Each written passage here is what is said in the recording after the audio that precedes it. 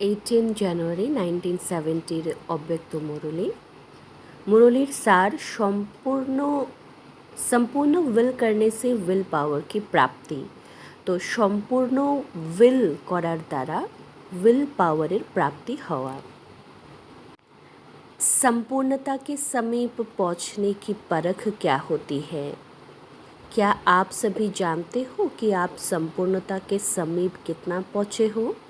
তো সম্পূর্ণতার কাছে আমরা কতটা পৌঁছাতে পেরেছি এবং যদি পৌঁছাতে পেরে থাকি তো তাহলে তার নিশানিটা কী হবে বাবা জিজ্ঞেস করছেন।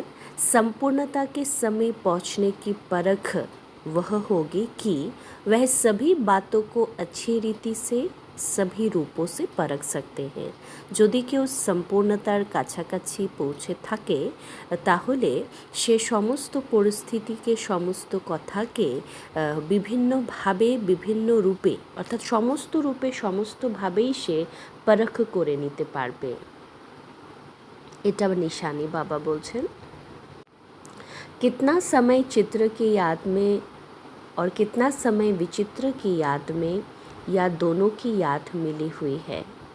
তো বাবা জিজ্ঞেস করছেন যে এখানে চিত্র মানে হলো শিব বাবা যে তানে আসে ব্রহ্মা বাবা, আর বিচিত্র মানে নিরাকার শিব বাবা। তো কতটা আমরা শিব বাবার ইয়াদে থাকছি, কতটা আমরা ব্রহ্মা বাবার ইয়াদে থাকছি বা কম্বাইন্ড রূপে আমরা কতটা ইয়াদ করছি, বাবাকে ইয়াদ করছি নাকি দাদাকে ইয়াদ করছি নাকি বাপ দাদা দুজনকেই ইয়াদ করছি, সেটা বাবা জিজ্ঞেস করছেন। আর বলছেন যে विचित्र के साथ चित्र को याद करने से खुद भी চরিত্রবান बन जाएंगे। যদি আমরা নিরাকারের সাথে সাকার ব্রহ্মা বাবাকে ইয়াদ করি বা দেখি ফলো করি তাহলে আমরা চরিত্রবান হতে থাকবো, আমরাও চরিত্রবান হতে থাকবো। व्यक्त भाव से अव्यक्त भाव में कहाँ तक आगे बढ़े यह चेकिंग करनी है। আমরা ব্যক্ত অবস্থা থেকে অব্যক্ত অবস্থার দিকে কতটা এগোতে পেরেছি বাবা চেকিং করতে বলছেন এই মুরলিতে। अगर अव्यक्त स्थिति बड़ी है तो अपने चलन में भी अलौकिक होंगे। তো বাবা বলছেন যদি আমরা অব্যক্ত স্থিতিকে বাড়িয়ে থাকি বা আমরা যদি অব্যক্ত স্থিতির দিকে এগিয়ে থাকি তো তাহলে আমাদের চলনের মধ্যে अलौकिकता দেখা দেবে। अलौकिक स्थिति की प्रैक्टिकल परख क्या है? তো এবার আমাদের স্থিতি যে অলৌকিক হয়েছে তো সেটার নিশানিটা বা সেটার পরখটা কী করে হবে? অলৌকিক চলন মানে অলৌকিক চাল চলন, এটাই হলো অলৌকিক স্থিতির প্র্যাকটিক্যাল স্বরূপ। অর্থাৎ যারা অলৌকিক স্থিতিতে থাকবে তাদের চলনও কিন্তু অলৌকিক হবে। इस लोक में रहते अलौकिक कहाँ तक बने हैं মানে এই লৌকিক দুনিয়াতে থেকেও আমরা অলৌকিক কতটা হতে পেরেছি এটারও বাবা চেক করতে বলছেন। बाबा बोलছেন कि जितना स्नेह होता है उतना सहयोग भी मिलता है, स्नेह की कमी के कारण सहयोग भी कम मिलता है। তো যত আমাদের বাবার সাথে স্নেহ থাকবে তত আমরা সহযোগও পাবো, যদি সেই স্নেহটা কম হয় তাহলে সহযোগও কিন্তু কমে যায়। আর এই স্নেহ শুধু বাবার সাথে নয় সমস্ত ব্রাহ্মণ কুলের, কারণ বাবা বলছেন देवी कुल तो भविष्य में है, इस ब्राह्मण कुल का बहुत महत्व है। जितना जितना ब्राह्मण कुल से स्नेह और समीपता होगी उतना ही देवी राज्य में भी समीपता होगी। যত আমাদের ব্রাহ্মণ কুলের সাথে স্নেহ এবং সমীপতা থাকবে তত ভবিষ্যতেও দেবী রাজ্যের সমীপ আমরা থাকবো। এখন যদি আমরা দেবী পরিবার থেকে দূরে থাকি, এড়িয়ে থাকি তাহলে কিন্তু ভবিষ্যতেও দেবী রাজ্য থেকে আমরা দূরে থাকব, দেবী রাজ্যের সমীপ আসতে পারবো না। बाबा बोलছেন निश्चय का पेपर तो हुआ लेकिन अब पेपर होना है हर एक के स्नेह सहयोग और शक्ति का। তো নিশ্চয়ের পরীক্ষা তো বাবা বলছেন হয়ে গেছে, নিশ্চয়ই তো সবাই পাস, বাবার উপরে সবারই নিশ্চয় আছে, কিন্তু এখন পরীক্ষা হবে কোনটার, কোন জিনিসের পরীক্ষা হবে? স্নেহের, সহযোগের এবং শক্তির।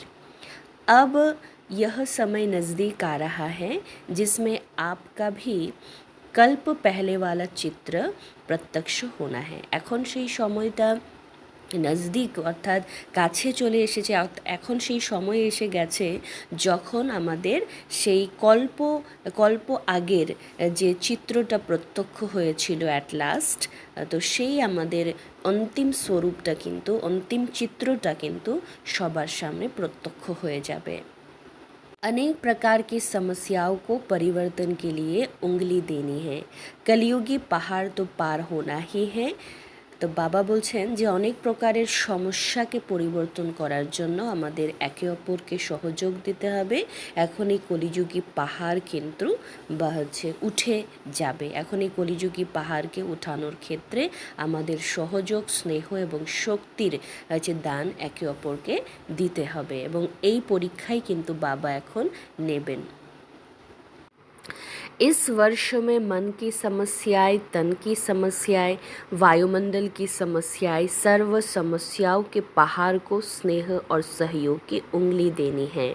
তো বাবা বলছেন এই বছর মনের দিক থেকে সমস্যা আসবে, তনের দিক থেকে অর্থাৎ সেই সময় চলে এসেছে যখন সব দিক থেকে মনের দিক থেকে, তনের দিক থেকে, বায়ুমণ্ডলের দিক থেকে সর্ব সমস্যা আসতে চলেছে আমাদের কাছে, মানুষের কাছে। ঠিক আছে, তো এই সমস্যার সময় একে অপরকে বাবা স্নেহ এবং সহযোগের উংলি দিতে বলেছেন, সহযোগের সাহারা দিতে বলেছেন। তন কি সমস্যা ভি আনি হ্যাঁ, তো শারীরিক দিক থেকেও বিভিন্ন সমস্যায় কিন্তু ভুগতে হবে, তো সেই সময়েও কিন্তু স্নেহ এবং সহযোগের দান আমাদেরকে দিতে হবে। लौकिक संबंध में तो पास हो गए, लेकिन यह जो अलौकिक संबंध है उस संबंध द्वारा भी छोटी मोटी समस्याएं आएगी। तो এবার লৌকিক সম্বন্ধে তো আমরা পাশ হয়ে গেছি, আমরা এই লৌকিক দিক থেকে যা কিছু বাধা বিপত্তি আসার কথা ছিল বা আসে, তো সেগুলোকে আমরা পার করতে পারি এখন। তো কিন্তু এখন যে অলৌকিক সম্বন্ধ হয়েছে, তো এই সম্বন্ধেও কিন্তু, এই পরিবারেও কিন্তু সম্বন্ধের দিক থেকে ছোটো মোটো অনেক সমস্যা আসবে, এবং এই সমস্যাগুলোকে আমাদেরকে কিন্তু পার করতে হবে। কি করে পার করতে হবে? বাবা বলছেন ये समस्याएं सभी पेपर समझना, ये प्रैक्टिकल बातें नहीं समझना, इसको पेपर समझना।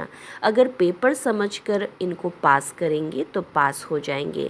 তো বাবা বলছেন যখনই ব্রাহ্মণ পরিবারের দিক থেকে যে কোনো সমস্যা আসবে, কোনো পরিস্থিতি আসবে, তখন বাবা বলছেন সেটাকে পরিস্থিতি ভাববে না, সমস্যা ভাববে না, তো সেগুলোকে পেপার বা পরীক্ষা ভেবে পার করো, তাহলে পাস হয়ে যাবে।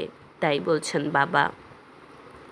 इस समय अपने में विल पावर धारण करो, अभी विल पावर नहीं आई है, यथा योग्य यथाशक्ति पावर है। তো বাবা বলছেন এই কঠিন পরীক্ষাগুলোকে পেরোনোর জন্য দৃঢ়তাকে ধারণ করো। এখনও কিন্তু এই দৃঢ়তার শক্তি বাচ্চাদের মধ্যে সেই ভাবে আসেনি, যথা শক্তি আছে, কিন্তু বাবা বলছেন 100% আমাদেরকে এখন দৃঢ় হতে হবে, শক্তিশালী হতে হবে, উইল পাওয়ারে পরিপূর্ণ থাকতে হবে এই সমস্ত সমস্যাকে সমাধান করার জন্য বা ফেস করার জন্য। विल पावर कैसे आ सकेगी? এবার এই विल पावरটা আসবে কি করে? विल पावर आने का साधन कौन सा है? विल पावर की कमी क्यों होता है? তো এই দৃঢ়তা বা এই ইচ্ছা শক্তি আমাদের কম হয়ে যাওয়ার কারণ কি, কিভাবে আমরা এটাকে পেতে পারবো? उसके कारण का पता है? तो क्यों ये कम होता है? याद की कमी भी क्यों होता है? তো আমরা বাবাকে যে ঠিকমতো ইয়াদ করতে পারি না, তো এই সমস্ত প্রবলেমগুলো কেন আসে তোমরা কি জানো? বাবা জিজ্ঞেস করছেন। बाबा ने साकार में कर्म करके दिखाया, विल पावर कैसे आई?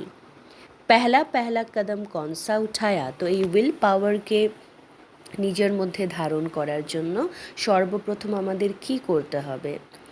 হ্যাঁ, ব্রহ্মা বাবা সেটা করে দেখিয়েছেন আমাদের। এই পুরো উইল পাওয়ার বা দৃঢ়তাকে নিয়ে আসার জন্য বাবা সবার আগে কি করেছিল?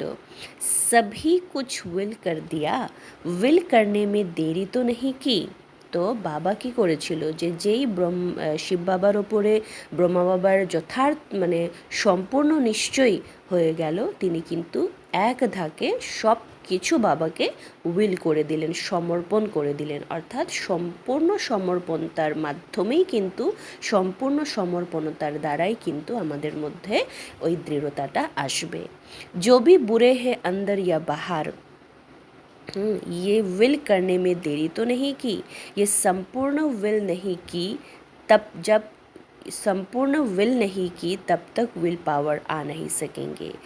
যদি সম্পূর্ণ আমরা সম্পূর্ণভাবে বাবাকে সমর্পণ না করি ততদিন পর্যন্ত সম্পূর্ণ উইল পাওয়ার বা দৃঢ়তা বাবা বলছেন আসবে না। साकार ने कुछ सोचा क्या कि कैसे होगा, क्या होगा, या कब क्या होगा, और क्या कभी कुछ सोचा है। তো এবার ব্রহ্মা বাবা কি কখনো সব কিছু সমর্পণ করার আগে ভেবেছিল যে হচ্ছে আগামী দিনে কী হবে, আমার পরিবারের কী হবে, সব কিছু দিয়ে দিলে কিভাবে চলবে না চলবে, কোনো কিছুকে নিয়ে কি ব্রহ্মা বাবা চিন্তা করেছিল দেওয়ার আগে, সমর্পণ করার আগে? যে তোমরা করছো, শিব বাবা তাই বলছেন। অর্থাৎ আমাদের কোনো কিছু ভাবনার কোনো কারণ নেই, আমাদের সম্পূর্ণ সমর্পণ বাবাকে করতে হবে, তাহলে সম্পূর্ণ দৃঢ়তা, সম্পূর্ণ শক্তি আমাদের চলে আসবে সমস্ত পরিস্থিতিকে পেরোনোর জন্য। अगर कोई सोच कर विल करता है तो इसका इतना फल नहीं मिलता। जैसे झटकू और बगैर झटकू का फ़र्क होता है ना, पहले स्वीकार कौन होता है। तो बाबा বলছেন যারা খুব চিন্তা ভাবনা করে সমর্পণ করে বাবাকে, নিজেকে বাবার কাছে, তো সেই সমর্পণতার কিন্তু ততটা দাম থাকে না। যে একদম এক ধাকে বাবাকে না বিনা কিছু ভেবে, কোনো কিছু চিন্তা না করে বাবার উপরে সম্পূর্ণ নিশ্চয়ই রেখে যারা এক ধাকে বাবাকে সমর্পণ করে দেয়, অর্পিত করে দেয়, তো তাদের সম্পূর্ণ কল্যাণ, সম্পূর্ণ সুরক্ষা বাবা করে।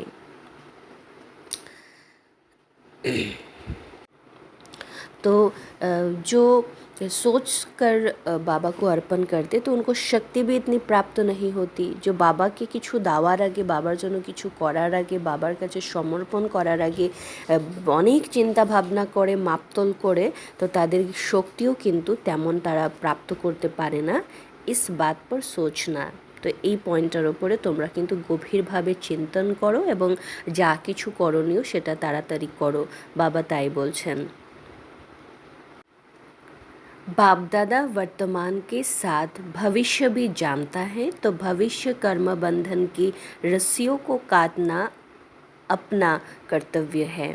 अगर कोई भी रस्सी टूटी हुई नहीं होती तो मन की खिंचावट होती रहती है।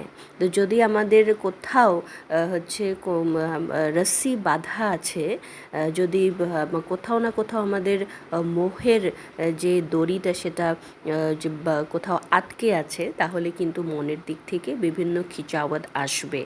হ্যাঁ, কিন্তু রস্সি যদি সব তরফ থেকে আমাদের হচ্ছে কাটা থাকে, তো তাহলে বাবা বলছে থেমে যাওয়া এটা পসিবলই না। ছুটা হুয়া कोई कभी बंधन में रुक सकता है क्या। যে একদম সব দিক থেকে ফ্রি, তো তাকে কেউ কখনো আটকাতে পারে? বাবা বলছেন তো আটকে আটকে যাচ্ছ বা আমাদের গতি আটকে যাওয়ার কারণটাই হলো কোথাও না কোথাও আমাদের এই মায়া মোহের রস্সি এখনও আটকে আছে। তো এগুলোকে কিন্তু আমাদের কাটতে হবে, সব কিছু বাবাকে এনশিওর করে দিতে হবে, তাহলেই কিন্তু বাবা সম্পূর্ণ সফলতা আমাদেরকে প্রদান করবেন। विदेही को युगल बनाएंगे तो विदेही बनने में सहयोग मिलेगा। विदेही अर्थात निराकारকে যদি আমরা युगल বানাই, নিজের পার্টনার বানিয়ে দিই, ফ্রেন্ড বানিয়ে দিই, তাহলে বিদেশি অবস্থা বানানোতে আমরা সহযোগ প্রাপ্ত করব। विदेही बनने में सहयोग कम मिलता है, सफलता कम देखने में आती है, तो समझना चाहिए कि विदेही को युगल नहीं बनाया। তো যদি আমরা নিরাকার স্থিতি তৈরি করতে না পারি বা সফলতা কম পাচ্ছি এমনটা হয়, তাহলে বুঝতে হবে যে আমরা নিরাকারকে নিজের পার্টনার বা নিজের युगल বানাইনি। कमाल इसको कहा जाता है जो मुश्किल बात को सहज करे, है ना। চমৎকার তো বাবা হচ্ছে তাকেই বলছে যে যেখানে সমস্ত কিছু মুশকিলাত সহজ হয়ে যায়, যে বড় বড় মুশকিলকে, বড় বড় সমস্যাকে সহজ করে নেয়, তো তাদেরকে বাবা বলছে কামাল করে দেখানো বা কামাল। সহজ বাতোं को পার करना कोई कमाल नहीं है। তো সহজ ব্যাপারগুলোকে পার করা তো কোনো রকমের কামাল বা চমৎকার ব্যাপার নয়। তো মুশকিল মুশকিল সমস্যাগুলোকে পেরোতে পারা, এটাকেই তো বাবা বলছে চমৎকার। अगर मुश्किलों में ज़रा भी मुरझाया तो क्या होगा, যদি সমস্যার মধ্যে আমরা একটুকু ঘাবড়ে যাই তাহলে কি হবে। एक सेकंड में सौदा करने वाले कहाँ फंसते नहीं हैं, फास्ट जाने वाले कहाँ फंसेगा नहीं, फंसने वाला फास्ट नहीं जा सकेगा, है ना। যে কোথাও ফেসে থাকে, কোথাও না কোথাও মানসিক দিক থেকে ফেসে আছে, মায়ামোহের জালে ফেসে থাকে, সে কিন্তু ফাস্ট দৌড়তে পারবে না, হচ্ছে কোথাও না কোথাও গিয়ে তার গতি কিন্তু রুদ্ধ হয়ে যায়। তো তার জন্য বাবা বলছে ফসনেওয়ালা ফাস্ট नहीं जा सकते, তার জন্য এক সেকেন্ডে আমাদেরকে বা সম্পূর্ণ নিশ্চয় রেখে সম্পূর্ণ সমর্পণতা দেখাতে হবে, বাবাকে সব কিছু উইল করতে হবে। লাস্ট स्थिति को देख फास्ट जाना है, अब भी ফাস্ট জানে কা চান্স হ্যাঁ। তো এখনও তীব্রভাবে এগোনোর বাবা বলছে চান্স আছে, সির্ফ এক হাই জাম্প লাগানা হ্যাঁ। তো যার জন্য শুধু আমাদেরকে একটা হাই জাম্প লাগানোর দরকার, অর্থাৎ যা কিছু অলবেলাপনের কারণে হচ্ছে ঢিলাপন চলে এসেছিল, যা কিছু আমাদের দ্বারা বিকর্ম হয়েছে, ক্ষতি হয়েছে এতদিনে, তো সেগুলোকে একটা হাই জাম্প লাগানো, অর্থাৎ মেকআপ দিয়ে হচ্ছে গ্যালোপ করে যাওয়া। লাস্ট মে ফার্স্ট नहीं जा सकते, পরে যখন টু লেটের বোট লেগে যাবে, টু লেট হয়ে যাবে, হ্যাঁ, তখন কিন্তু আর কোনোভাবেই এগোনো যাবে না। এখন একটু সময় আছে, ফাস্ট এগিয়ে যেতে পারবো আমরা যদি দৃঢ়তাকে সাথে নিই তবে। আচ্ছা, ওম শান্তি।